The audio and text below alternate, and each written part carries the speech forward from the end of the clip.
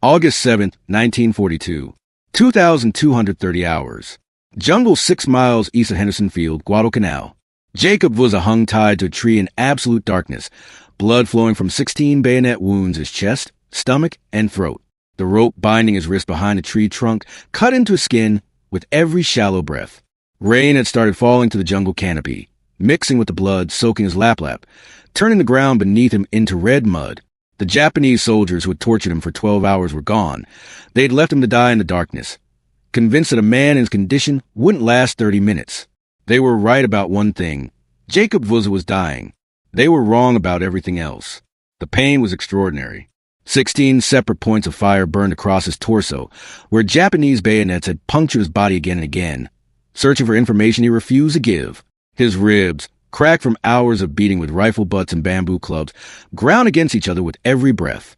The cut across his throat, a deliberate slice that had opened his trachea, made a wet, gurgling sound every time he tried to pull air into his lungs.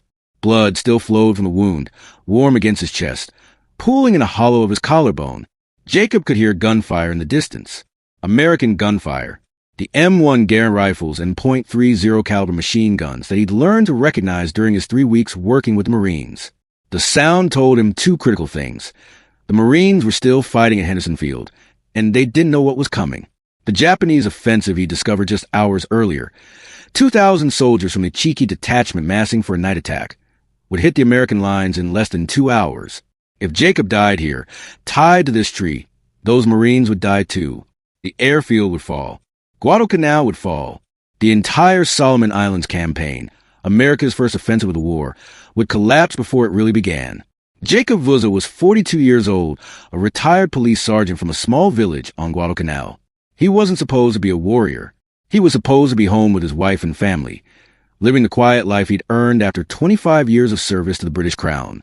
Instead, he was bleeding to death in the jungle, the only man alive who knew the Japanese were about to launch the largest counteroffensive since the American invasion 8 days earlier. The rope binding his wrists was soaked with his blood, making it slippery. Jacob Vouza began working his hands against the rope. The logic was simple, even as his vision darkened and his strength faded. Marines were depending on intelligence he carried in his head. If he died without delivering that intelligence, good men would die. Therefore, he could not die here. The execution of that logic, escaping his bonds, crawling 6 miles through jungle at night with 17 wounds, was going to be extraordinarily difficult. But Jacob Vouza had been a police officer for 25 years. Police officers didn't quit. And in the 3 weeks since the American invasion, Jacob had become something else, an honorary member of the 1st Marine Division. Marines didn't quit either. So Jacob couldn't quit. He'd disappoint everyone. He worked his wrist back and forth against the blood-slick rope, ignoring the fresh blood that poured from the gash across his throat every time he moved, ignoring the 16 bayonet wounds screaming across his torso, focusing entirely on the rope. It took 30 minutes. 30 minutes of constant, agonizing movement before Jacob felt the rope loosen enough to slide one hand free.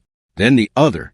Jacob Vouza fell forward onto his hands and knees, blood pouring from his wounds onto the jungle floor. The world spun. His vision went dark. Every breath through the cut in his throat brought fresh agony. He started crawling toward Henderson Field, 6 miles away, through darkness, through jungle, with 17 wounds that should have killed him already. This is the story of Jacob Vouza, the man who survived impossible torture, delivered intelligence that changed the course of a battle, and became a legend throughout the Pacific. It's a story of a retired policeman who proved tougher than any Marine, a civilian scout who earned both the George Cross and the Silver Star, and a man who refused to die because dying meant let his friends down. This is the story of the toughest man in the Pacific War, and how one man's impossible journey on a single night in August 1942 saved thousands of American lives and changed the course of history. Jacob Charles Vouza was born in 1900 in Tasamboko, a small village on the northern coast of Guadalcanal in the British Solomon Islands Protectorate. The exact date of his birth was never recorded. British colonial administrators didn't maintain detailed birth records for native Melanesians, and traditional Guadalcanal culture measured time in seasons and events rather than calendar dates. Jacob himself never knew his exact birthday. What mattered wasn't when Jacob was born, but what kind of world he was born into, and how that world shaped a man who would one day crawl 6 miles through jungle with 17 wounds. Guadalcanal in 1900 was a British colony in theory, a collection of fiercely independent villages in practice. The British Solomon Island Protectorate, formally established in 1893, existed primarily on paper and the person of a handful of colonial administrators living in Tulagi, the protectorate capital located on a small island 20 miles north of Guadalcanal across Sea Lark Channel. For the Melanesian people of Guadalcanal, members of diverse tribes speaking mutually unintelligible languages, life continued much as it had for thousands of years. You hunted in the jungle for wild pigs and cassowaries. You fished in the ocean and rivers for protein. You grew taro and yams in small gardens carved from the rainforest. You participated in elaborate ceremonies that connected the living with the spirits of ancestors. And you defended your village from rival tribes and conflicts that occasionally still involved the taking of heads as trophies. Jacob grew up speaking Gari, the language of his village, and learning the skills every Guadalcanal man needed to survive. How to move silently through jungle so thick that sunlight barely reached the ground, where the undergrowth grew in impenetrable tangles of vines and razor-sharp kanai grass. How to read tracks in mud and understand which animals had passed, when they'd passed, and where they were going. How to endure the brutal heat and humidity that turned metal too hot to touch and made every movement an exercise in constant sweating. How to navigate through trackless forests using landmarks that were invisible to outsiders, a particular tree, a specific ridge, the sound of a distant stream. The jungle wasn't an obstacle to Jacob. It was home.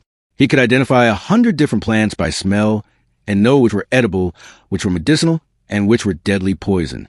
He could move through dense undergrowth without making a sound, a skill honed by hunting wild pigs that had hearing sharp enough to detect a footstep 50 yards away. He could navigate in darkness, using only the feel of the ground beneath his feet and the sound of wind in different types of trees. These weren't special skills in Guadalcanal. They were survival basics, what every man learned from childhood. But they were skills that would one day save his life and the lives of thousands of American Marines. When Jacob was approximately 15 years old, in 1915, a British colonial officer came to Tasamboko, recruiting for the Solomon Islands Protectorate Armed Constabulary, the British colonial police force. The constabulary was the actual enforcement arm of British authority in the Solomon Islands, handling everything from tax collection to settling disputes to suppressing the remnants of headhunting that still occurred in the more remote islands. The constabulary needed local men who knew the terrain, spoke local languages, understood local customs, and could serve as a physical presence of British law in the interior of the islands where white officers couldn't or wouldn't go. The job was not prestigious. The pay was minimal, a few pounds per year, barely enough to live on. The work was dangerous, requiring long patrols through hostile territory, dealing with people who didn't necessarily recognize British authority, and occasionally facing violence from those who actively resisted colonial rule.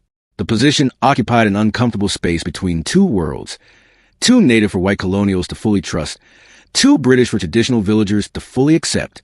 Constabulary members were often viewed with suspicion by their own people, seen as enforcers of foreign rule, collaborators with colonizers who claimed authority over lands that had never been theirs to claim. Jacob Vouza volunteered immediately. His reasons were practical. The British were in charge. That was reality, whether anyone liked it or not. The colonial system offered opportunities that traditional village life didn't. Steady pay, the chance to see other islands, status that came with wearing a uniform and carrying authority. Jacob was intelligent, physically capable, and ambitious in the way of someone who understood that the world was changing and wanted to be part of that change rather than crushed by it. The constabulary offered a path forward. For the next 25 years, from 1915 to 1940, Jacob Vouza served in the Solomon Islands Protectorate Armed Constabulary. He rose through the ranks slowly. The colonial system didn't promote native officers quickly, and there were strict limits on how high a Melanesian could rise in the hierarchy, but steadily. He proved himself reliable, intelligent, physically tough, and capable of handling difficult situations with minimal supervision. By 1930, he'd achieved the rank of sergeant, a position that gave him real authority over other local policemen and required him to work independently across Guadalcanal's interior. The job meant long patrols through the jungle, sometimes lasting weeks, covering territory that had no roads and barely any trails. Jacob mediated disputes between villages, enforcing British law in places where British law barely existed except in his person. He dealt with theft, assault, occasional murders. He confronted men who were still practicing headhunting, convincing them, sometimes through persuasion, sometimes through the threat of force, to abandon traditions that the British had declared illegal. He collected taxes from villages that had no concept of taxation and no desire to pay for the privilege of being ruled by foreigners. The work made Jacob intimately familiar with every inch of Guadalcanal. He knew trails that didn't appear on any map, paths used for centuries by local people but unknown to colonial administrators. He knew which rivers could be forded safely and which would sweep a man away in flash floods that came without warning. He knew where fresh water could be found even in the dry season, which ridges provided observation points over surrounding territory, where the jungle was passable and where it formed impenetrable barriers even to experienced local guides. He knew which villages would offer hospitality to travelers and which would turn strangers away. He knew the places where malaria was worst, where crocodiles hunted, where Japanese aircraft would one day build an airfield because the terrain was flat enough. More importantly, Jacob developed the mental discipline required for police work, the ability to remain calm under pressure, to think clearly when situations went wrong, to endure physical discomfort without complaint, the patience to spend days tracking a suspect through jungle, the judgment to know when force was necessary, and when word would suffice, the integrity to enforce laws fairly even when it would have been easy to take bribes and look away. These weren't flashy skills. They didn't involve shooting or fighting or dramatic heroics. They were the quiet, steady skills of a professional who took his job seriously and did it well for a quarter century. In 1940, at age 40, Jacob Vouza retired from constabulary. He'd served 25 years, earned a modest pension, and was ready for the quiet life that retirement promised. He returned to his village, married, and settled into the rhythms of traditional Guadalcanal life. He fished. He tended a garden. He participated in village ceremonies and council meetings. He was respected as an elder, someone who'd seen the wider world but remained connected to his community. For a year and a half, Jacob Vouza was simply another middle-aged man living peacefully in a remote Pacific island, enjoying the retirement he'd earned through 2.5 decades of service. Then, on January 23, 1942, Japanese reconnaissance aircraft appeared over Guadalcanal, and Jacob Vouza's quiet retirement ended. The Japanese invasion of the Solomon Islands began with aerial reconnaissance in January 1942, escalated occupation in May, and by June had transformed Guadalcanal from a sleepy colonial backwater into a strategic prize that would determine the course of the Pacific War. The Solomon Islands occupied a position of extraordinary strategic importance. They sat astride the sea lanes between Australia and the United States, the supply lines that kept Australia in the war and allowed America to use Australia as a base for operations in the South Pacific. They provided potential bases for air and naval operations throughout the region. Airfields in the Solomons could threaten Allied shipping to Australia, bomb Allied bases in New Guinea, and defend Japanese holdings throughout the South Pacific. If Japan controlled the Solomons, they could potentially isolate Australia, cutting it off from American support and forcing it to negotiate peace. If the Allies controlled the Solomons, they could use them as stepping stones for an offensive toward the Japanese stronghold at Rabaul, 400 miles northwest, and eventually toward the Philippines and Japan itself. Both sides understood this. The Solomons weren't a sideshow. They were a critical battlefield where the strategic balance of the Pacific War would be decided. The Japanese moved decisively and quickly. On May 3, 1942, Japanese naval forces occupied Tulagi without opposition, landing Special Naval Landing Forces, Japanese Marines, who quickly secured the harbor and established a seaplane base. The British colonial administration, consisting of a few dozen white administrators and a handful of police, evacuated to Australia. They didn't fight, didn't resist, simply fled, leaving the native population to deal with the new occupiers. The message was clear. When real danger came, the British abandoned their protectorate and ran. On June 8, 1942, Japanese engineers of the 11th Construction Unit landed at Lunga Point on Guadalcanal's north coast and began construction of an airfield. They'd chosen the location perfectly. Lunga Point offered a flat coastal plain, unusual on mountainous Guadalcanal, that required minimal preparation for an airstrip. The plain was close to deep water, allowing naval vessels to provide support and supplies. The location was positioned to dominate air approaches from Australia and New Guinea, allowing fighters based there to intercept Allied aircraft and bombers to strike Allied positions. The Japanese planned to complete the airfield by August, turn it into an unsinkable aircraft carrier, and use it to cut the supply lines between America and Australia. The Japanese occupation brought immediate and brutal changes for Guadalcanal's population. The Japanese didn't ask permission from local villages. They didn't negotiate or explain. They simply announced that Guadalcanal was now part of the greater East Asia co-prosperity sphere, Japan's propaganda term for its empire, and expected immediate compliance. Local men were conscripted for forced labor, working 12-hour days clearing jungle and building the airfield with hand tools, receiving minimal food and no pay.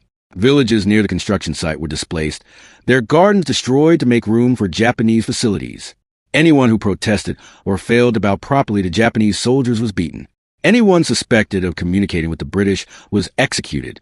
Some villages cooperated with the Japanese, either from fear or from pragmatic recognition that resistance was futile. The Japanese had ships, aircraft, thousands of soldiers. They had guns and artillery. They had demonstrated in China, in Southeast Asia, throughout the Pacific that they crushed resistance without mercy. Cooperation meant survival. Resistance meant death. Other villages resisted quietly, in ways that wouldn't provoke immediate retaliation. They had food from Japanese requisition parties. They provided false information about trail conditions and village locations. They disappeared into the interior jungle where Japanese patrols rarely ventured, living as refugees in their own land, waiting for the opportunity to strike back. Jacob Vouza, retired police sergeant, watched these developments with growing anger from his village. The Japanese treated the local population with casual brutality that went beyond even the arrogance of British colonialism. The British had been paternalistic, condescending, racist in the way of people who genuinely believed they were civilizing savages. But they hadn't bayoneted people for failing to bow. They hadn't worked men to death building military facilities. They hadn't executed people for minor infractions or suspicions. Jacob had sworn an oath when he joined the constabulary in 1915, an oath to the British Crown, to uphold the law, to serve the colonial administration. He'd repeated that oath every year for 25 years. That oath didn't come with an expiration date. It didn't say, until retirement, or unless things get difficult. Jacob Vouza believed in duty, in obligation, in keeping your word even when, especially when, keeping your word was dangerous. In July 1942, word spread quietly through the coastal villages that the British were organizing resistance. Australian Coastwatchers, intelligence officers who remained behind when the colonial administration evacuated, were setting up an observation network throughout the Solomons. They were living in the jungle, moving constantly to avoid Japanese patrols, reporting enemy movements via radio to Allied command in Australia. They needed local scouts who knew the terrain, could move undetected through Japanese-occupied territory, could gather intelligence on Japanese positions and troop movements, and were willing to risk torture and execution if captured. The Japanese had made their policy clear. Anyone caught spying for the Allies would be tortured for information, then killed. There would be no trials, no prisoners of war protections, no mercy. Spying meant death, preceded by however much pain the Japanese thought necessary to extract information. Jacob Vouza, 42 years old, retired, with a wife and family depending on him, with every reason to stay home and stay safe, volunteered to be a scout for the Coastwatchers. His wife argued against it. His village elders advised caution. Everyone understood the risks. Jacob listened politely, acknowledged their concerns, and volunteered anyway. His reasoning was simple. The Japanese were on his island, and someone needed to fight them. He had the skills, police training, intimate knowledge of the terrain, physical fitness despite his age, the mental discipline to operate alone in dangerous territory. He spoke English fluently, could communicate directly with Australian officers without need for translators. He understood tactics, could assess military positions, could gather the kind of specific intelligence that would actually be useful rather than vague reports of many soldiers. Most importantly, he understood duty. 25 years as a police officer had taught him that when something needed to be done and you had the skills to do it, you didn't wait for someone else. You did it yourself. The Coastwatcher organization was one of the most effective intelligence networks of the Pacific War, and one of the least known even today. Established by the Royal Australian Navy in the late 1930s, anticipating the possibility of war with Japan, the Coastwatchers were a network of volunteers, plantation managers, colonial administrators, missionaries, and colonial officers who agreed to remain behind if the Japanese invaded, living clandestinely and reporting enemy movements via radio. When the Japanese swept through the South Pacific in early 1942, the Coastwatcher network activated. Throughout the Solomon Islands, Papua New Guinea, and other occupied territories, individual Coastwatchers or small teams established hidden camps in the jungle, usually in mountainous interior regions where Japanese patrols rarely ventured. They were supplied by submarine or aircraft with radios, medical supplies, weapons, and other necessities. They moved their camps regularly to avoid detection, rarely staying in one location more than a few weeks. The intelligence they provided was phenomenally valuable, often making the difference between success and failure in Allied operations. Every Japanese ship movement, every aircraft sortie, every troop concentration was reported to Allied command within hours. When Japanese bombers took off from Rabaul heading toward Guadalcanal, Coastwatchers reported the time, direction, and approximate numbers, giving Allied fighters at Henderson Field time to scramble and gain altitude for intercepts. When Japanese naval forces moved south through the channels between islands, Coastwatchers reported their composition and course, allowing Allied naval commanders to position their forces for engagement. Pilots shot down over Japanese territory were rescued by Coastwatcher networks and returned to their units. Japanese plans were compromised before they could be executed, but the Coastwatchers couldn't function without local scouts. White Australian officers stood out immediately. They couldn't move through villages without being noticed, couldn't speak local languages, couldn't distinguish between villages that would shelter them and villages that would betray them to the Japanese. They needed men like Jacob Vouza, men who could walk into a Japanese-occupied village in broad daylight, talk with locals, gather information about troop movements and defensive positions, and disappear back into the jungle before anyone realized intelligence had been gathered. Jacob reported to Australian Coastwatcher Lieutenant Donald Gilbert Kennedy, a former district officer in the colonial administration who was operating from a hidden camp in the hills several miles south of the Japanese airfield at Lunga Point. Kennedy, 39 years old, knew the Solomon Islands intimately from his pre-war work and had volunteered to stay behind when the colonial government evacuated.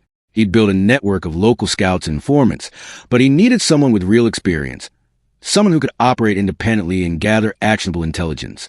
Kennedy interviewed Jacob briefly and accepted him immediately. The interview wasn't long. Kennedy could recognize competence when he saw it. Jacob knew every trail on Guadalcanal. He spoke multiple local languages plus formal English. He had 25 years of police experience, which meant he knew how to gather information, assess the reliability of sources, think tactically about terrain and movement. Most importantly, Jacob understood what he was volunteering for. He knew that being captured meant torture and death. He volunteered anyway. Kennedy gave Jacob a small American flag, a piece of cloth about 8 inches by 12 inches, the colors already faded from tropical sun and humidity. He explained that American forces were planning an invasion, though he didn't know when. If captured by American forces, the flag would identify Jacob as friendly, as someone working for the Allies rather than collaborating with the Japanese. If captured by Japanese forces, the flag would get Jacob killed instantly. Jacob folded the small flag carefully and tucked into his lap, the traditional woven cloth wrap worn by Melanesian men, next to the skin where it wouldn't be visible but could be accessed quickly if needed. For the next month, from early July to early August 1942, Jacob Vouza operated as a scout in Japanese-occupied territory. His job was straightforward in concept, extremely dangerous in execution. Move through the coastal areas around Lunga Point, observe Japanese positions, count troops and equipment, identify defensive positions and supply dumps, and report back to Kennedy with specific, actionable intelligence. The work required walking 15 to 20 miles per day through jungle and along coastal trails, much of it through areas where Japanese patrols were common. Jacob moved like a ghost, using every skill he developed over 25 years of police work and a lifetime of living in Guadalcanal's jungles. He walked silently through undergrowth, placing each foot carefully to avoid snapping branches or rustling leaves. He hid when patrols passed, sometimes lying motionless in dense vegetation for hours until the danger moved away. He slipped into villages to talk with locals, asking casual questions that revealed troop movements and defensive positions, then vanished before anyone could report his presence to the Japanese. The intelligence Jacob provided was specific and actionable, exactly the kind of information that Kennedy needed to send to Allied command. He reported the exact location of Japanese defensive positions around the airfield, not vague descriptions like near the coast, but precise positions tied to identifiable landmarks. He counted artillery pieces, noting that the Japanese had 3 75mm mountain guns positioned on a ridge overlooking the airfield, from machine gun nests along the beach, and approximately 300 infantry providing security. He identified which trails the Japanese used for regular patrols. They followed the coastal path east on the airfield every morning at 0800, returning by 1000, and which areas they avoided. He noted that Japanese soldiers rarely patrolled more than a mile inland from the coast. They were afraid of the jungle, didn't know the terrain, and had heard stories from local collaborators about hostile natives and dangerous spirits in the interior. Jacob used that fear, moving freely through areas the Japanese considered too dangerous to enter. On August 6, 1942, Jacob was conducting routine reconnaissance east of Lunga Point, about 6 miles from the airfield, when he heard something that made him stop and listen carefully. Voices. Many voices. Japanese voices, speaking in the casual tones of soldiers who didn't expect enemy contact. Jacob moved silently through the jungle toward the sound, staying low, using every skill he'd learned. He moved from tree to tree, checking each position before advancing, making sure he had escape routes if discovered. What he found, when he finally reached a position where he could observe, made his blood run cold. A Japanese force of approximately 2,000 soldiers. The Ichiki detachment, though Jacob didn't know that designation, was staging in the jungle near the village of Tenaru. They weren't just passing through. They were preparing for combat, checking weapons, organizing into assault formations, receiving final briefings from officers. They were preparing for a night attack on American positions at Henderson Field. Jacob understood immediately what this meant. He didn't know that American forces had landed the previous day. He'd been too far from Henderson Field to witness the invasion. But the presence of 2,000 Japanese soldiers organizing for a night attack meant that something major had happened, and these soldiers were preparing to respond. This was intelligence that could change the course of whatever operation was underway. If Jacob could get this information to Kennedy, Kennedy could get it to whoever needed it, Americans, if they'd actually landed, or British command if they hadn't. Either way, 2,000 soldiers preparing for a surprise attack was information that could save hundreds or thousands of lives. Jacob had to get this intelligence back to Kennedy immediately.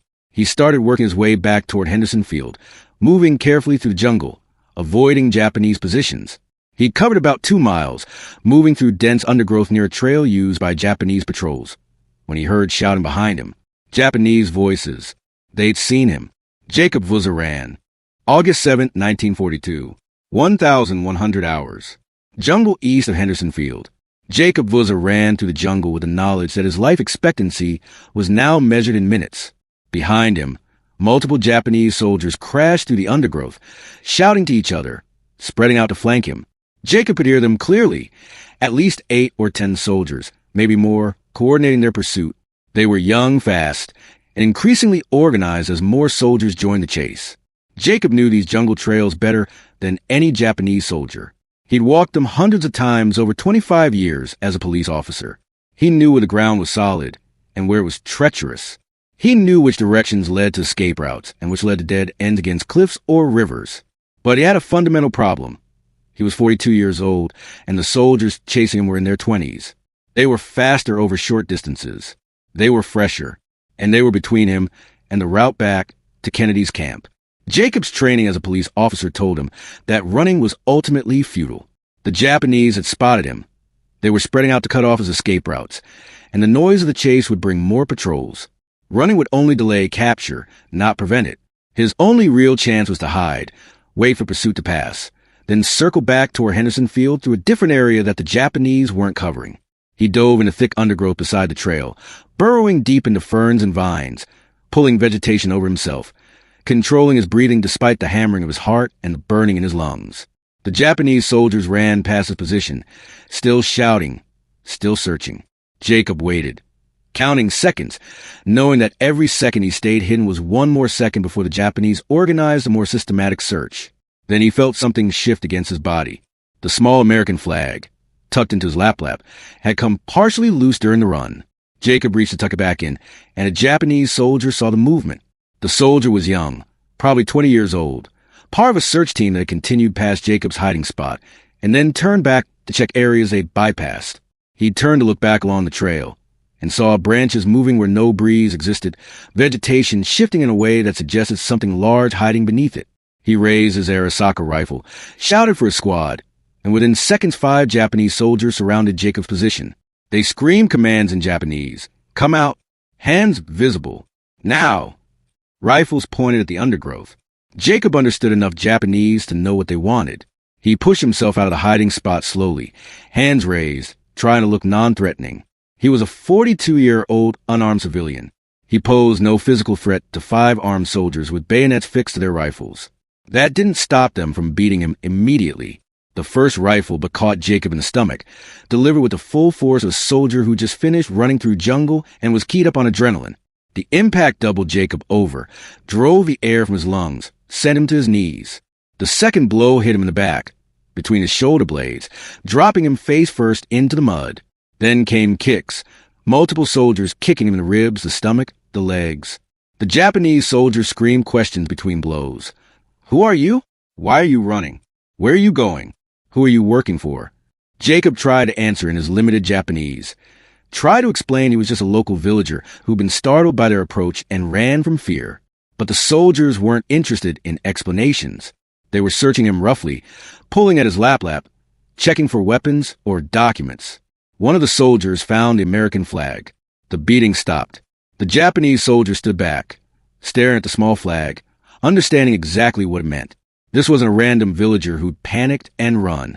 This was a spy, a scout working for the Allies, caught in the act of gathering intelligence on Japanese positions. The penalty for spying was death under Japanese military law. But before death came interrogation. The Japanese needed to know what the spy had discovered, what he'd reported, what the Allies knew about Japanese positions and plans. The soldiers tied Jacob's hands behind his back with rough cord, binding his wrists so tightly that the cord cut into his skin. They marched him east, away from Henderson Field, toward the Japanese staging area near Tenaru, where the Ichiki detachment was preparing for its night attack. Jacob calculated rapidly as they walked. He'd been captured at approximately 1,100 hours, about 6 miles from Henderson Field, which meant he'd been on his way back to report on the Japanese force he'd discovered. The information about 2,000 soldiers preparing for a night attack was still in his head. If he could somehow escape, or if Allied forces sent out a patrol that found him, the intelligence could still reach Allied command. But first he had to survive interrogation. And Jacob knew what Japanese interrogation meant. The Japanese brought Jacob to a clearing in the jungle where the Ichiki detachment had established a temporary headquarters. Colonel Kaineo Ichiki, the 52-year-old commander of the 2,000-man force preparing to attack Henderson Field, was not present. He was with the main body of troops, preparing for the night's assault. But his intelligence officers were present, and they had an urgent need for information. The situation facing the Ichiki detachment was confusing and potentially dangerous. They'd been dispatched from a truck with orders to recapture Guadalcanal's airfield, which Japanese command believed had been seized by a small American raiding force. Intelligence suggested perhaps 500 to 1,000 Americans, probably a Marine raid designed to disrupt the airfield construction. Colonel Ichiki had been ordered to land east of the airfield, march overland, and retake the position through a quick night attack. Japanese doctrine favored night attacks. They believed that Japanese soldiers, trained in night combat and imbued with superior fighting spirit, could overcome American advantages in firepower through surprise and shock. But the intelligence officers had a problem. They didn't actually know how many Americans were at the airfield, what their defensive positions looked like, where their artillery was placed, or what their capabilities were. And here, delivered like a gift from the gods, was a local scout carrying an American flag who'd been found observing Japanese positions. Obviously, the scout was gathering intelligence for the Americans. Obviously, he knew about American defenses. Obviously, he could provide the information that would make the night attack successful. The interrogation began at approximately 1,200 hours, noon, on August 7, 1942. The Japanese interrogation doctrine in 1942 was brutal, systematic, and based on a simple premise. Pain produces information. This wasn't sophisticated psychological interrogation of the kind that would be developed later in the war. This was an attempt to build rapport, to trick prisoners into revealing information, to exploit psychological weaknesses. This was systematic torture designed to break resistance quickly and extract information immediately. The interrogators weren't interested in subtlety. They wanted answers. They wanted them now, and they used whatever force they believed necessary to get them. 2 soldiers held Jacob upright, while an officer asked questions through an interpreter, a Japanese soldier who spoke some English. The questions were direct. How many American troops are at Henderson Field? What are their defensive positions? Where are the artillery emplacements? What are the American plans? Are there ships offshore? What kind of weapons do the Americans have? Jacob answered each question the same way. I don't know. It was the truth. Jacob was a scout who'd been gathering information on Japanese positions for the Coastwatchers, not American ones. He'd walked into Henderson Field just once after the American landing the previous day, introduced himself to Marines, and immediately gone back out on patrol. He could describe in perfect detail every Japanese position he'd observed over the past month. He could tell them exactly how many artillery pieces the Japanese had, where the machine guns were positioned, which trails they used for patrols. But he knew almost nothing about American defensive plans because the Marines didn't share operational information with scouts. The Marines had been friendly, grateful for his intelligence about Japanese positions, but they hadn't told him where their own defenses were or what their plans were. The interrogators didn't believe him. They saw an older man, a native scout carrying an American flag, who'd been found observing Japanese positions as they prepared for a major attack. Obviously, he was providing intelligence to the Americans. Obviously, the Americans trusted him enough to give him an American flag for identification. Obviously, he knew about American defenses. He was lying. They just needed to apply enough pressure to make him tell the truth. They beat Jacob with rifle butts and bamboo clubs for 2 hours straight. The soldiers focused their blows on Jacob's torso, ribs, stomach, kidneys, shoulders, places where he could cause maximum pain without killing him too quickly. Jacob curled into a ball on the ground, trying to protect his head and organs as much as his bound hands allowed. Each blow brought new pain. Ribs cracking under the impact of rifle butts, muscles bruising and swelling, internal injuries that he knew were serious even if he couldn't assess their full extent. He tried to breathe through the cracked ribs, each breath sending sharp pain through his chest. Between beatings, the questions continued. How many Americans? Where are they? What are their plans? What weapons do they have? What ships are offshore? Each time, Jacob answered, I don't know. Each time, the interrogators grew more frustrated, more convinced he was lying, more willing to use force. At approximately 1,400 hours, 2 p.m., after 2 hours of beating had produced no useful information, the interrogators changed tactics. One of them drew his bayonet. The Type 30 bayonet, standard issue for Japanese infantry, was a weapon that embodied Japanese military philosophy. The blade was 50 centimeters long, nearly 20 inches, narrow and needle-sharp, designed to penetrate deeply with minimal resistance. Japanese soldiers practiced bayonet drill constantly, learning to thrust, parry, and kill with the blade. The bayonet wasn't just a weapon. It was a symbol of Bushido, the warrior spirit, the willingness to engage in close combat where courage and determination mattered more than technology. In the hands of an interrogator, the Type 30 bayonet was an ideal instrument of torture. The narrow blade could penetrate deep into a body without immediately killing, could cause extraordinary pain, could be used with precision to increase suffering without causing death. The interrogator understood this. He'd done this before. He placed the point of his bayonet against Jacob's chest, right below his collarbone, pressing just hard enough that Jacob could feel the sharp point against the skin.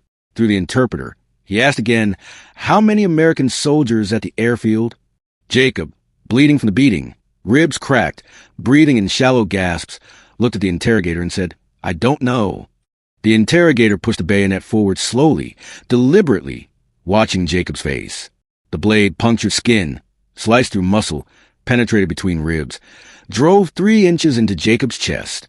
Jacob gasped, his body jerking involuntarily, every muscle tensing against the invasion of steel into his body. But he didn't scream. Screaming would satisfy the interrogators, would show them they were succeeding in breaking him. Screaming would give them pleasure. Jacob had been a police officer for 25 years. He'd learned discipline, learned control, learned how to endure pain without giving others the satisfaction of watching him break. The interrogator withdrew the bayonet slowly, the blade coming out slick with Jacob's blood. He asked the next question, where are the American defensive positions? Jacob took a breath despite the pain in his chest. I don't know. The bayonet went in again, this time 2 inches to the right of the first wound, puncturing between different ribs, driving deep into Jacob's chest cavity. Fresh blood poured from both wounds, soaking Jacob's lap, pooling on the ground beneath him. The pain was extraordinary, not the sharp pain of a cut, but the deep, burning agony of internal damage, muscles torn, nerves screaming their protests, the feeling of foreign metal inside his body where metal should never be. Jacob's vision darkened at the edges. His body wanted to shut down, to escape into unconsciousness where pain couldn't follow. He forced himself to focus, to stay conscious, to not give the interrogators the satisfaction of seeing him collapse. The interrogation continued. For 8 more hours, 8 hours, the interrogators worked on Jacob Vouza with systematic, methodical patience. They weren't acting out of anger or frustration. They were professionals following a doctrine, applying a technique that they believed would eventually produce results. One bayonet thrust at a time, one question at a time, waiting between each thrust to see if pain would overcome loyalty and extract the information they needed. They punctured Jacob's chest 4 times in different locations, the blade sliding between ribs, penetrating lungs, causing damage that should have killed him. They stabbed his stomach 3 times, the blade going deep into his abdomen, potentially puncturing intestines, causing internal bleeding. They drove the bayonet into his sides, his shoulders, his thighs, anywhere they could cause pain without immediately killing him. 16 times in total. They pushed steel into Jacob Vouza's body, searching for a breaking point where pain would overcome will. They never found it. Between each bayonet thrust, the questions continued in the same pattern. How many Americans? Where are they positioned? What weapons do they have? What are their plans? Where are the ships?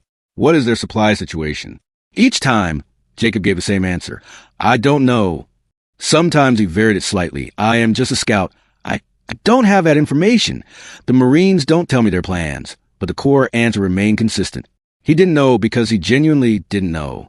He wasn't refusing to talk out of heroism or defiance. He simply couldn't provide information he didn't have. But the interrogators couldn't accept this. In their experience, everyone broke eventually. Everyone had a pain threshold where loyalty collapsed and information flowed. They just needed to find Jacob's threshold, to push hard enough and long enough to reach the point where he valued ending the pain more than protecting information. The sun moved across the sky. The afternoon heat gave way to evening cooling. The jungle sounds changed from day birds to night insects. Jacob's blood soaked into the ground beneath him, attracting ants that crawled across his wounds. He could feel his strength fading with each lost pint of blood, feel his consciousness narrowing, feel his body beginning to shut down from trauma and blood loss. At approximately 2,200 hours, 10 p.m., after 10 hours of interrogation that had produced no useful information, the Japanese interrogators reached a conclusion. Jacob Vouza would never talk. They'd stabbed him 16 times. He was bleeding from multiple wounds, clearly dying from blood loss and internal injuries. He'd been tortured for 10 hours straight and hadn't revealed a single useful piece of information. Either he genuinely didn't know anything, which seemed impossible given that he was carrying an American flag and had been found observing Japanese positions, or he had a level of resistance that couldn't be broken through physical torture. Either way, there was no more to be learned from him. He was dying anyway. They might as well finish it and prepare for the night attack. They decided to execute him. 2 soldiers dragged Jacob, now barely conscious, across the clearing to a tree at the edge. They untied his hands briefly, then retied them behind his back around the tree trunk, binding him so tightly that the rope cut into the raw flesh where previous bonds had abraded his wrists. The position was designed to be both execution method and display. Jacob would die slowly, tied to the tree, visible to anyone who passed, as a warning about what happened to spies. The interrogator who conducted most of the bayonet torture stepped forward with his blade. He placed the edge against Jacob's throat and drew across in a single deliberate motion. The cut wasn't deep enough to sever the carotid arteries. That would have killed Jacob within seconds, and the interrogator wanted him to die slowly. But it was deep enough to open Jacob's trachea, deep enough that blood poured from the wound, deep enough that Jacob couldn't speak even if he wanted to. The interrogator stepped back, satisfied. He'd given Jacob a death that would take perhaps 30 minutes to an hour. Slow strangulation as blood filled his lungs. Slow suffocation as his damaged trachea failed to pull adequate air. Slow bleeding out from the neck wound combined with the 16 bayonet wounds across his body. The Japanese soldiers left. They had a night attack to prepare for, a battle to fight, an airfield to recapture. Behind them, tied to a tree in the gathering darkness, Jacob Vouza hung limply in his bonds, blood soaking the front of his body, breathing in wet, rasping gas to the cut in his throat. The Japanese assumed he would be dead within the hour. They were wrong. August 7, 1942. 2,230 hours. Jungle east of Henderson Field. Jacob Vouza hung tied to a tree, bleeding from 17 wounds, and performed a series of calculations that would have been impressive for a man in perfect health. First, he was approximately 6 miles from Henderson Field, the route following jungle trails he knew intimately. Second, the Japanese attack would begin soon.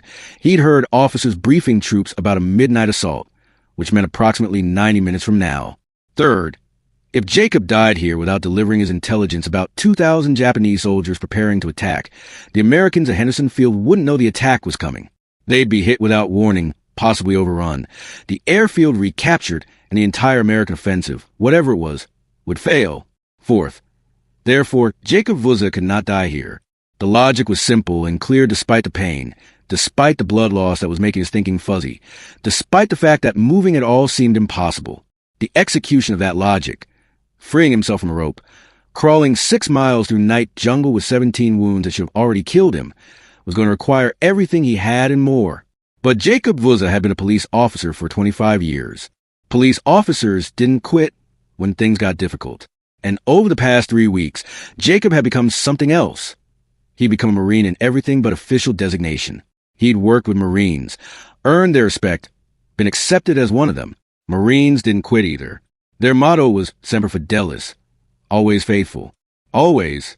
So Jacob couldn't quit. If he quit, he'd be letting down Marines who were depending on intelligence he carried in his head. If he quit, he'd be breaking faith with men who treated him as an equal, as a brother, as someone worthy of trust and respect. Jacob began working his hands against the rope, binding his wrists behind the tree. The rope was soaked with his blood, which made it slippery. That was the only advantage Jacob had. The Japanese soldiers had tied the rope tightly, but blood had made it slip slightly against itself and against Jacob's skin. The soldiers had assumed Jacob would be dead before the rope mattered, before he regained enough consciousness to even think about escape. They hadn't anticipated that a man with 17 wounds would still be conscious, still be thinking, still be fighting. Jacob worked his wrist back and forth against the blood-slick rope, ignoring the fresh blood flowing from the gash across his throat every time he moved his neck, ignoring the 16 bayonet wounds, screaming their protests across his torso, focusing entirely on the rope. Each movement of his wrist brought new pain as raw flesh rubbed against rough cord.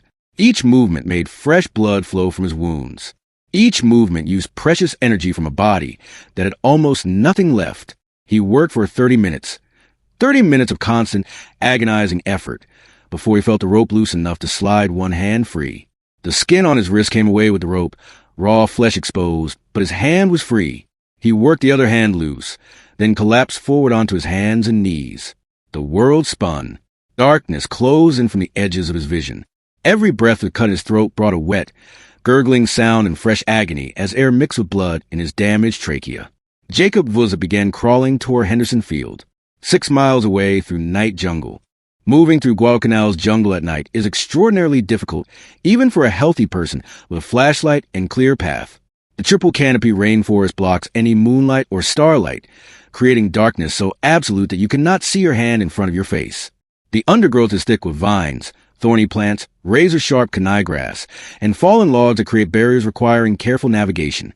The ground is uneven, full of holes hidden by vegetation, streams that appear without warning, mud that can trap an unwary person.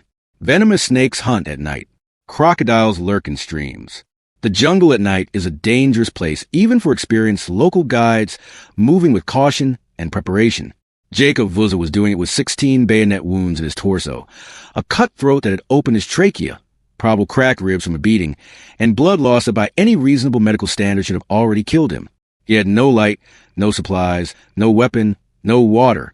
He was wearing only his lap, which was soaked with blood. His hands and feet were bare. His strength was fading with every minute. He crawled because standing was impossible. The bayonet wounds in his stomach and chest made upright movement excruciating. The punctured muscles couldn't support his body weight, and trying to stand brought pain so intense that he collapsed immediately. Crawling distributed his weight across 4 points of contact, reduced the pressure on damaged muscles and punctured organs, and kept him low enough that he could feel the ground ahead with his hands before committing his weight.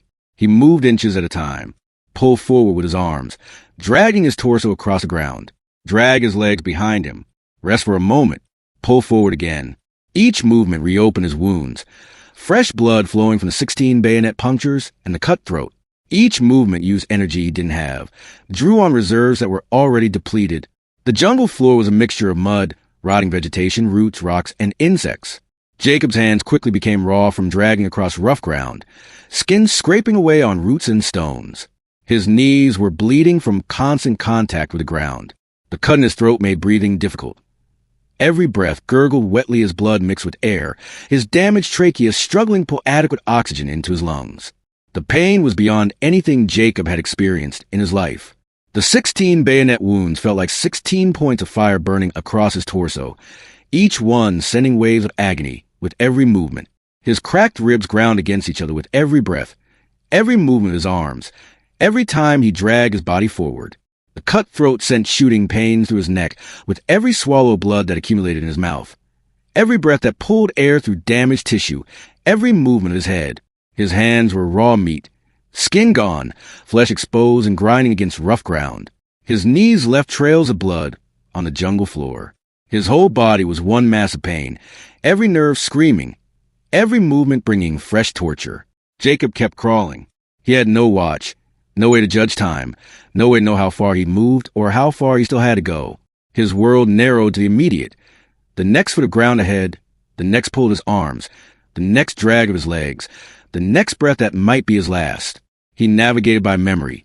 25 years of walking these trails had taught him their contours, their directions, the feel of the ground. He navigated by sound. Distant gunfire told him where the Marine lines were, the direction he needed to go. He navigated by sheer determination, the absolute refusal to stop, while Marines were depending on information he carried. He crawled through undergrowth so thick he had to push branches aside with his bleeding hands, leaving smears of blood on leaves and vines. He crawled through mud that sucked at his knees and threatened to trap him, forcing him to pull himself forward with handholds on roots and rocks. He crawled through streams of water that washed from the blood from his wounds, but brought fresh agony when water found exposed flesh and damaged tissue. He crawled through darkness so complete he couldn't see anything, navigating by touch and memory alone. Time became meaningless. Jacob had no sense of how long he'd been crawling. Minutes felt like hours. Hours might have been minutes. His consciousness began to fade, periods of awareness alternating with periods where he moved on pure instinct, his body continuing to crawl while his mind retreated from pain too intense to endure consciously. He thought about his wife, waiting in the village, wondering if he was coming home. He thought about the Marines at Henderson Field, young men far from home, depending on intelligence to survive the coming attack. He thought about his oath, the promise he'd made 27 years ago when he joined constabulary, the commitment to duty and service that hadn't ended just because he'd retired. He thought about quitting. The thought came repeatedly. Just stop. Just rest. Just let the pain end. No one would blame him. He'd already done more than anyone could expect. He'd endured 10 hours of torture without breaking. He'd freed himself from certain death. He'd crawled. He didn't know how far. Miles. Certainly. He'd done enough. He could stop. But stopping meant Marines would die. Stopping meant the Japanese attack would succeed through surprise. Stopping meant failure. Jacob Vouza had been a police officer for 25 years. Police don't quit. And he was a Marine now. In everything that mattered, Marines don't quit either. He kept crawling. After what felt like an eternity. It was actually about 4 hours, though Jacob had no way to know. He heard voices ahead. American voices. Speaking English with a distinctive accent of Americans, using Marine Corps slang that Jacob had learned over the past 3 weeks. He'd reached the Marine perimeter. August 8, 1942. 0230 hours. Marine defensive line east of Henderson Field. Private First Class Anthony Malinowski, 23 years old, from Chicago, Illinois, 1st Battalion, 1st Marines, was manning a forward listening post about 300 yards ahead of the main Marine defensive line. His job was simple. Sit in the darkness, listen for any sound of Japanese movement, and sound the alarm if he heard an attack coming. It was boring, terrifying work. Sitting alone in absolute darkness, knowing that thousands of Japanese soldiers might be moving to the jungle toward your position, jumping at every sound. At 0230 hours, Malinowski heard something that made every nerve in his body go on alert. Something was moving through the jungle ahead of his position. Not the organized sound of multiple men moving together, not an attack. Just a single source of noise, something dragging through undergrowth, moving slowly, erratically, making wet sound that Malinowski couldn't identify. He raised his M1 Garand rifle and whispered his partner in the listening post. Something's coming. Wake up. They waited in the darkness. Fingers on triggers, staring toward a sound they could hear but not see. The noise grew closer. Branches rustling. Something heavy dragging across mud. Wet, rasping breathing that sounded wrong, like someone drowning. Then a voice from the darkness, speaking English with precise, formal accent that had the rhythm of British colonial education. American Marines. Do not shoot. Sergeant Major Vouza. British Scout. Do not shoot. Malinowski and his partner moved forward cautiously, rifles ready, approaching the sound. What they found in the darkness, illuminated only by faint starlight, was something neither of them would ever forget. A man, indigenous Melanesian, middle-aged, collapsed in the mud 20 feet from their position. Even in the darkness, even with minimal light, they could see he was covered in blood. His entire lap was soaked black. Blood still flowed from multiple wounds across his chest and stomach, gleaming wet in starlight. His throat had a gaping cut that made a horrible wet sound every time he breathed. "Jesus Christ," Malinowski whispered. "Get a corpseman. Now." They grabbed the man carefully, Sergeant Major Vouza, he'd said his name was, and carried him back toward the main defensive line, shouting for medical help. A Navy corpseman, the Marine Corps' version of a medic, came running with his aid bag. He took one look at Jacob's wounds and started yelling for more help, for stretchers, for more corpsmen. The medical situation was immediately obvious and immediately catastrophic. Multiple bayonet wounds. The corpsman counted at least 16, though some wounds might have been punctured twice, and it was hard to tell in the darkness. Cut throat, trachea visible through the wound. Massive blood loss. The man's lap was soaked, blood still flowing from multiple wounds. The corpsman couldn't believe this man was alive, much less conscious. They laid Jacob on a stretcher, and the corpsman began trying to provide first aid. But Jacob was frantic, trying to talk despite the cut throat, trying to communicate something urgent. Only wet, gargling sounds came out. His vocal cord were damaged, his trachea cut. Speech was impossible. But Jacob kept trying, kept making sounds, kept grabbing at the corpsman's arm with bloody hands. "What is it?" the corpsman asked. "What are you trying to say?" Jacob pointed east, toward the jungle. He made gestures, walking with his fingers, then pointed at the Marines around him. He tried to say numbers, but only blood-filled sounds came out. "Get an officer," someone shouted. "He's trying to tell us something important." A Marine officer, Lieutenant, 1st Battalion, came running to the stretcher. He knelt beside Jacob and said slowly, clearly, "We'll ask questions. You nod yes or shake your head no. Can you do that?" Jacob nodded vigorously. "Are the Japanese attacking tonight?" Jacob nodded immediately, urgently. Tried to speak, managed only bloody sounds. "Soon? Is the attack coming soon?" Jacob nodded again, more frantically, then held up fingers. 10. Another 10. He was trying to indicate large numbers, but his coordination was failing. "More than 100 Japanese?" Nod. "More than 500? Nod. "More than 1,000? Violent nod. Jacob held up 2 fingers, then made a sweeping gesture that encompassed a wide area. 2,000. Approximately 2,000 Japanese soldiers. 2,000? Jesus Christ. 2,000 Japanese attacking tonight. Jacob nodded, then pointed east toward the Illa River. The Marines called it the Tenaru River, mixing up 2 nearby rivers in confusion of rapid deployment.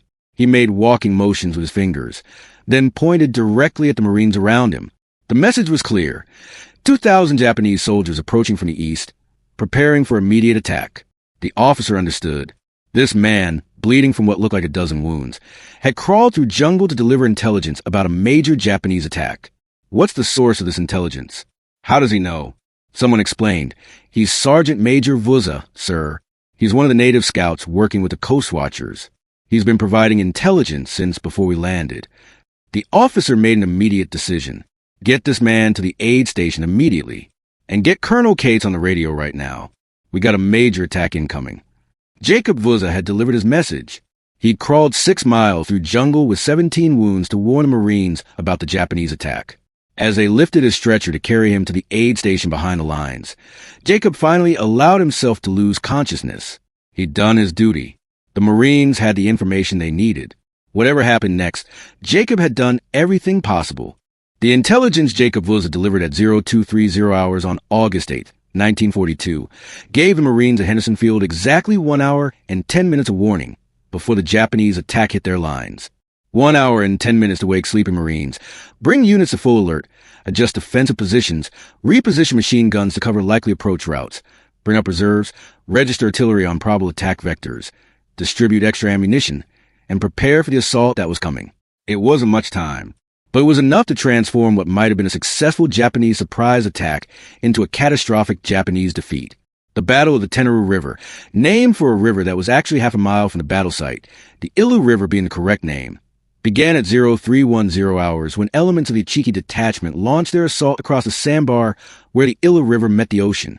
Colonel Kaineo Ichiki had chosen a classic Japanese tactic, the night bonsai attack. Japanese doctrine emphasized speed, shock, and superior fighting spirit over firepower.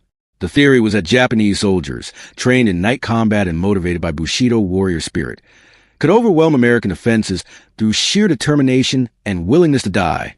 Japanese infantry would charge in waves, bayonets fixed, officers waving swords, soldiers screaming banzai. 10,000 years of life to the emperor as they rushed forward.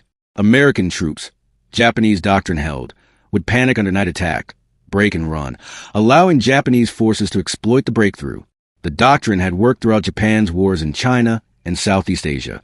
It had never faced the United States Marine Corps. The Japanese came in waves. 2,000 soldiers charging across the sandbar and into Marine defensive positions that had been alerted and reinforced thanks to Jacob Vouza's intelligence. They came with bayonets fixed, screaming battle cries, expecting to overwhelm American lines through speed and shock. They ran straight into prepared defenses and interlocking fields of fire. The sound was apocalyptic.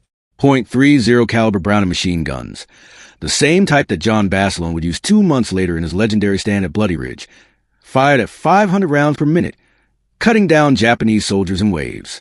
The Marines had positioned the machine guns perfectly, creating overlapping fields of fire that covered every approach.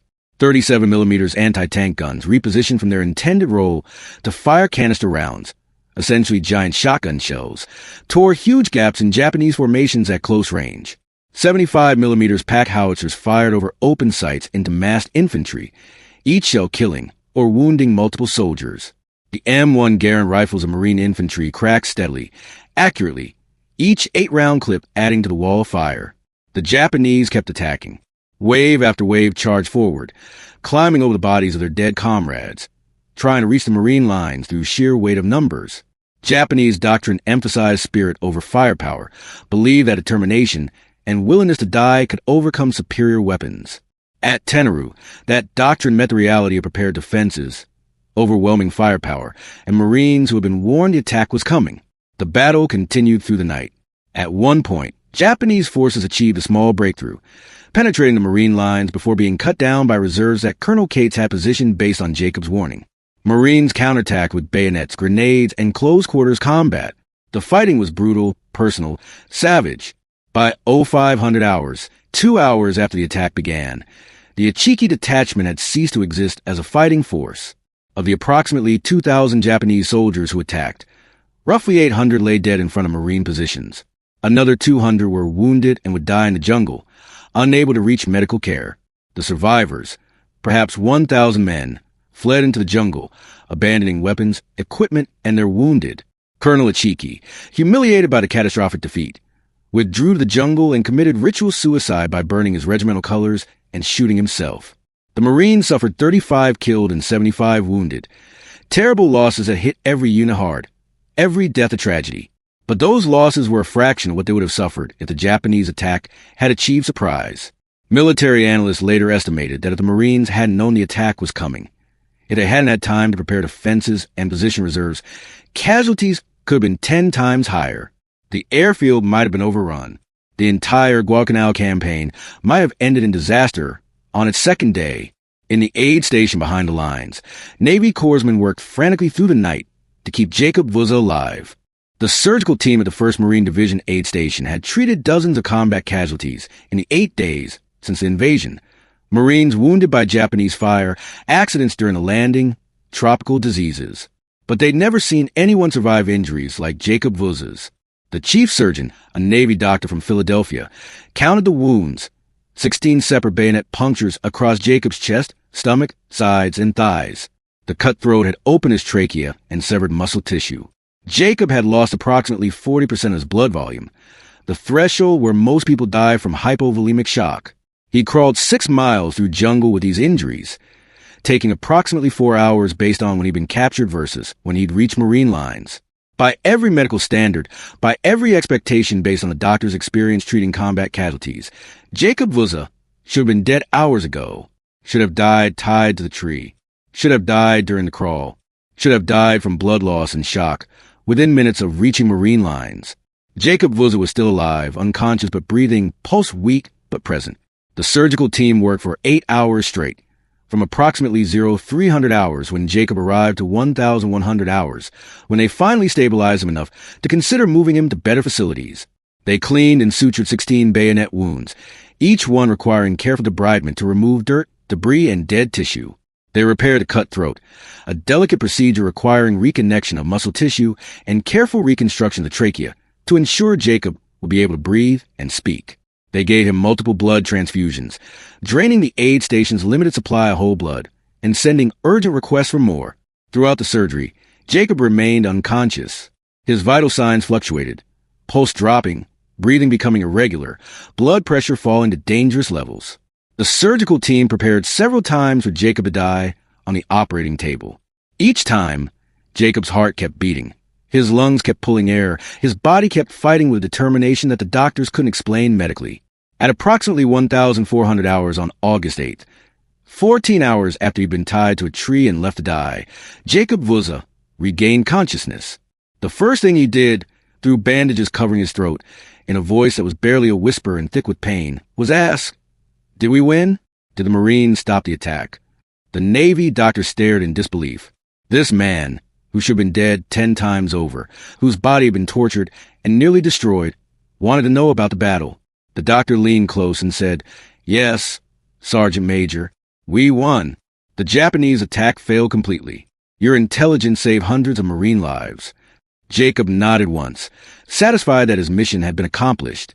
Then he asked, "When can I return to duty?" The doctor nearly laughed, but the question was serious. "Sergeant Major, you need months of recovery. You're being evacuated to Australia for extended medical treatment. Your scouting days are over." Jacob listened politely, thanked the doctor for his care, and promptly ignored the advice. 3 weeks later, as soon as he could walk without collapsing, Jacob Vouza returned to Henderson Field and volunteered for more scouting missions. The Battle of Tenaru River was only the first of many Japanese attempts to recapture Henderson Field. For the next 4 months, from August and November 1942, Japanese forces launched progressively larger offensives, sending reinforcements down the Slot, the channel between the Solomon Islands, and attacking repeatedly with forces that eventually numbered over 30,000 troops. Each attack required intelligence. Each attack required scouts who could move through Japanese-held territory, observe enemy positions and movements, and return with actionable information that would allow Marines to position their defenses and plan their responses. Jacob Vouza, still recovering from 17 wounds that should have killed him, volunteered for every mission. In September 1942, Jacob led Marine patrols to Japanese positions south of Henderson Field, identifying staging areas for the next major offensive. The intelligence he provided allowed Marine artillery to strike Japanese positions before the attack could be launched, disrupting Japanese plans and killing hundreds of soldiers before they could engage Marine lines. In October, Jacob scouted Japanese artillery positions in the hills surrounding Henderson Field. The Japanese had moved 150mm howitzers into the hills, planning to bombard the airfield into uselessness. Jacob located the guns, provided precise coordinates, and guided Marine counter-battery fire that destroyed the Japanese artillery before it could inflict serious damage. In November, during the final phase of the Guadalcanal campaign, Jacob guided Marines through jungle trails that allowed them to flank Japanese positions, attack from unexpected directions, and clear Japanese forces from interior regions of the island.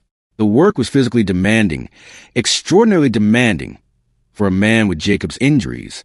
The bayonet wounds in his chest and stomach had healed, but the scar tissue caused pain with every deep breath, every long march, every time he had to move quickly. The damaged throat made communication difficult.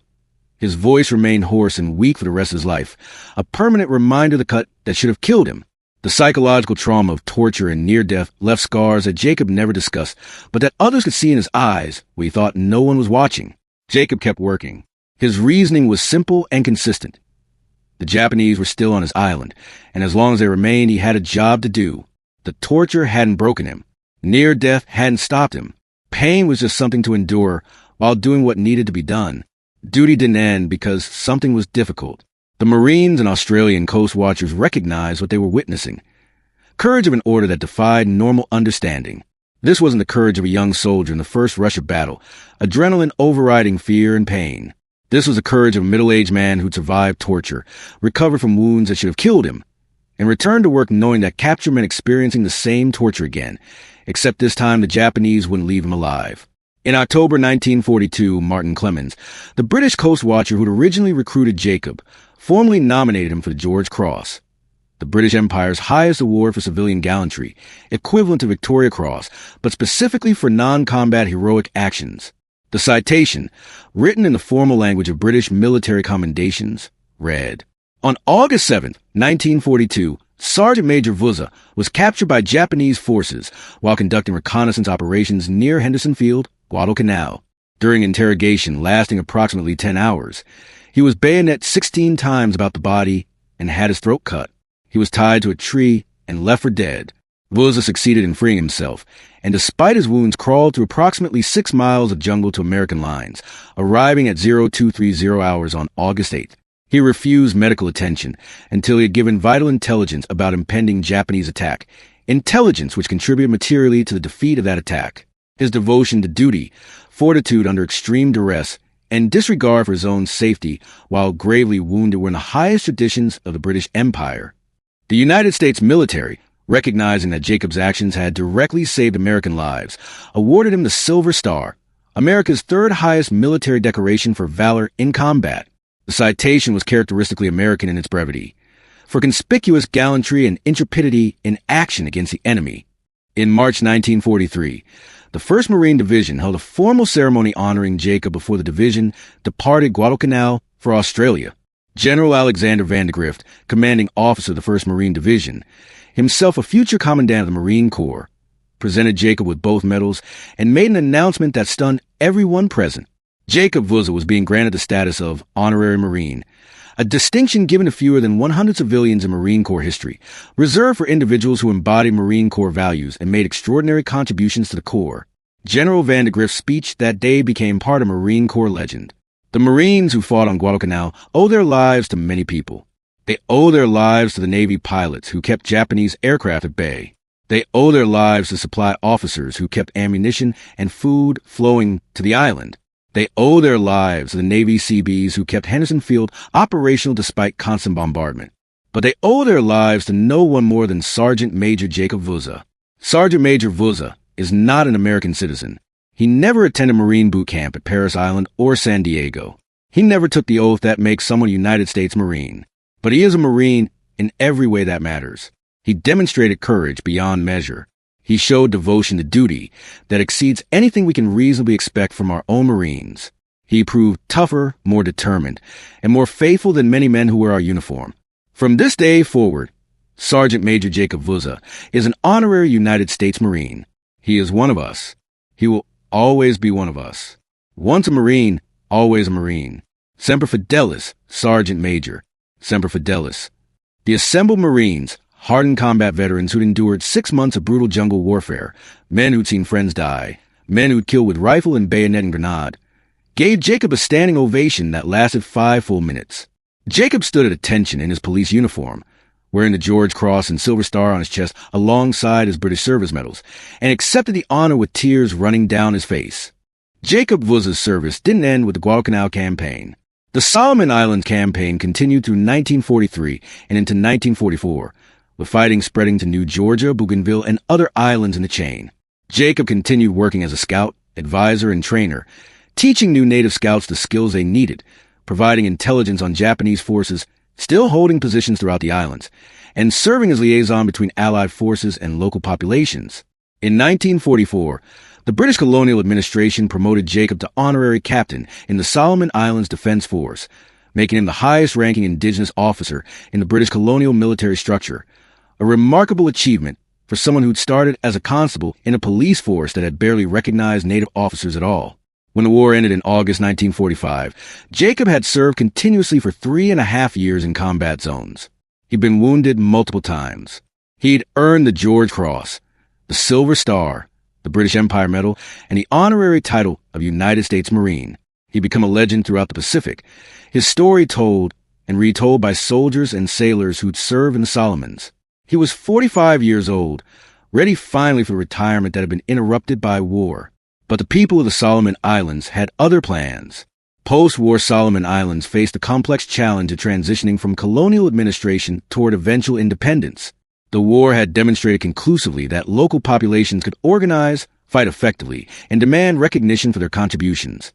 The old colonial system, white administrators ruling over voiceless native populations, was no longer tenable morally or practically. Young men who'd fought as scouts and soldiers weren't going to return to second-class citizenship without resistance.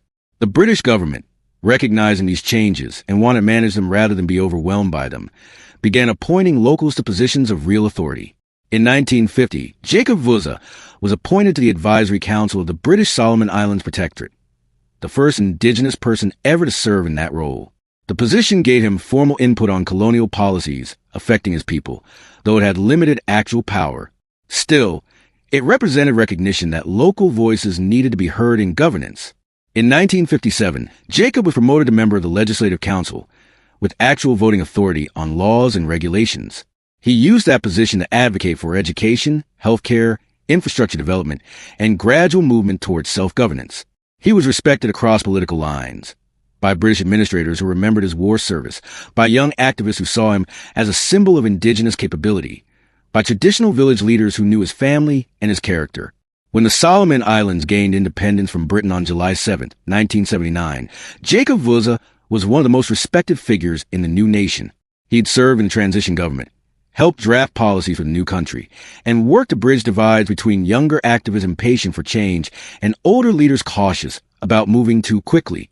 The honors continued accumulating. In 1957, the British government made Jacob a member of the Order of the British Empire, MBE, for his post-war service. In 1979, newly independent Solomon Islands made him Knight Commander of the Civil Division of the Most Excellent Order of the British Empire, Sir Jacob Vouza, a title that would have been unimaginable for a colonial policeman in 1915, but seemed entirely appropriate for the man he'd become. But the honor Jacob treasured most, the one he mentioned first whenever asked about his decorations, was the one he'd received in 1943, Honorary United States Marine.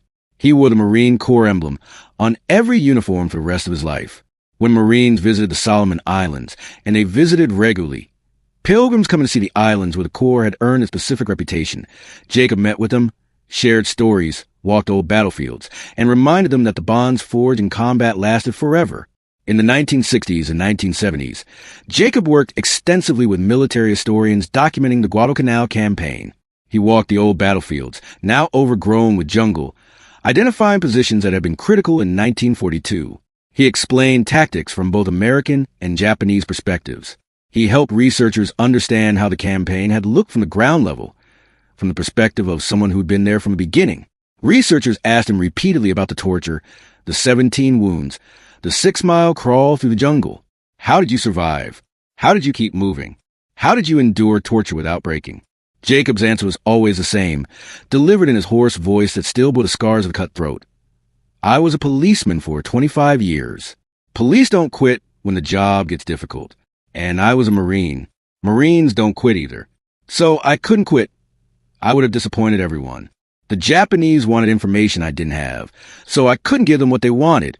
The Marines needed the information I did have, so I had to deliver it. It was simple, really. You do what needs to be done. Jacob Vouza died on March 15, 1984, at his home on Guadalcanal. He was approximately 84 years old. The exact age remained uncertain because his birth had never been officially recorded, but he was definitely an old man who'd lived a remarkably full life. He died peacefully, surrounded by family, having lived to see his island home transform from colonial protectorate to independent nation, having seen his people gain the self-determination and recognition they'd earned through generations of work and sacrifice. His funeral was a state event that brought together people from across the political and cultural spectrum. The Solomon Islands government declared a national day of mourning. Government officials, tribal leaders, war veterans, and ordinary citizens attended to pay respects. The United States Marine Corps sent an honor guard from Okinawa to participate. The British High Commissioner attended personally. Representatives from Australia, whose Coastwatcher Jacob had worked with, came to honor him. Jacob was buried with full military honors, his casket draped with both the British Union Jack and the flag of the independent Solomon Islands. The George Cross and Silver Star were displayed prominently. Marines in dress blues performed a rifle salute. A bugler played taps. At the funeral, a Marine Corps colonel read a message from the Commandant of the Marine Corps. Jacob Vouza was the embodiment of courage, duty, and honor. He exemplified Marine Corps values before he ever met a Marine, proving that the warrior spirit knows no boundaries of nationality or race. We adopted him as one of our own, not as charity or honorary gesture, but as recognition that he already was one of us in everything that truly matters. Sergeant Major Vouza showed us what it means to refuse to quit, to endure the unendurable, to keep faith with your brothers even when keeping faith requires everything you have and more. Every Marine who fights today stands on the shoulders of men like Jacob Vouza. Men who set the standard. Men who showed us what's possible when courage and duty combine. The Marine Corps has lost a brother. The world has lost a hero. But his example remains, inspiring new generations to live up to the standards he set on a dark night in August 1942, when he refused to die because Marines needed him. Semper Fidelis, Sergeant Major. Always faithful. Always. Rest easy, warrior. We have the watch now. Jacob Vouza's legacy extends far beyond his personal story of courage on a single night in 1942. He represents something profound about the nature of heroism, about the bonds that form between people who face death together, about the capacity of individuals to change history through choices made in moments of crisis. First, Jacob's story challenges conventional narratives about World War II heroism. Most war stories focus on young men, teenagers and 20-somethings experiencing combat for the first time, their courage forged in the heat of first battle. Jacob was 42 years old, a retired civil servant, when he volunteered for work that nearly killed him. He was supposed to be home enjoying retirement, not crawling through jungle with 17 wounds. His story reminds us that courage isn't the exclusive domain of youth, that middle-aged civilians can demonstrate levels of heroism that exceed anything shown by professional soldiers. Second, Jacob's story illustrates the critical importance of local populations in military operations. The Pacific War is often told as American and Japanese forces fighting across empty islands, a narrative that erases the indigenous peoples who actually live there and whose knowledge, support, and sacrifice often determine outcomes. The Guadalcanal campaign succeeded in large part because of Coastwatchers and scouts like Jacob, who provided the intelligence that enabled tactical and strategic decisions. Without local knowledge, without cooperation from indigenous peoples, without scouts who could move through occupied territory and gather information, the Marines at Henderson Field would have been fighting blind. Third, Jacob's story demonstrates that courage isn't the absence of fear. It's continuing despite fear. Jacob knew exactly what would happen if the Japanese captured him. He'd seen how they treated prisoners. He knew about torture and execution. He volunteered anyway, was captured anyway, was tortured anyway, and after surviving, he went back to doing the same work that had gotten him captured in the first place. That's not fearlessness, that's courage, the decision to do what needs to be done even when you know the cost. Fourth, Jacob's story shows that the bonds forged in combat transcend culture, race, and nationality. The Marines adopted Jacob as one of their own not because of his ethnicity or nationality, but because he embodied Marine Corps values more completely than many people who wore the uniform. When Marines say, once a Marine, always a Marine, they mean it. Jacob was a Melanesian policeman who'd never been to the United States, never gone through boot camp, never fired a rifle in combat. And he was more Marine than many people who'd done all those things. Finally, Jacob's story is a reminder that history is made by individuals making choices in moments of crisis. Jacob could have stayed home when the Japanese invaded. He could have cooperated with the occupiers to protect his family. He could have died quietly when left tied to that tree. He could have accepted medical evacuation and never returned to combat. At every decision point, Jacob chose a harder path. The path of duty, the path of service, the path that required risking everything. Those choices saved lives. Those choices changed battles. Those choices made Jacob Vouza a legend. Today, more than 40 years after his death, Jacob Vouza remains a towering figure in Solomon Islands' national identity. His face has appeared on currency. Schools and government buildings bear his name. July 26, the anniversary of his receipt of the George Cross in 1943, is commemorated annually with ceremonies honoring his service and sacrifice. Children in Solomon Island schools learn his story as an example of courage, duty, and service to community and nation. The United States Marine Corps remembers Jacob as one of their own. The Marine Corps University includes Jacob's story in leadership courses as an example of extraordinary courage, devotion to duty, and refusal to quit under impossible circumstances. Marines deploying to Pacific regions visit Guadalcanal and make pilgrimage to sites associated with Jacob's service. The Marine Corps Heritage Foundation has documented his story in multiple publications, ensuring that new generations of Marines learn about the Melanesian policeman who became a Marine legend. The British government recognizes Jacob as one of the most decorated civilians in British military history. The George Cross, Britain's highest award for civilian gallantry, has been awarded only 405 times since its creation in 1940.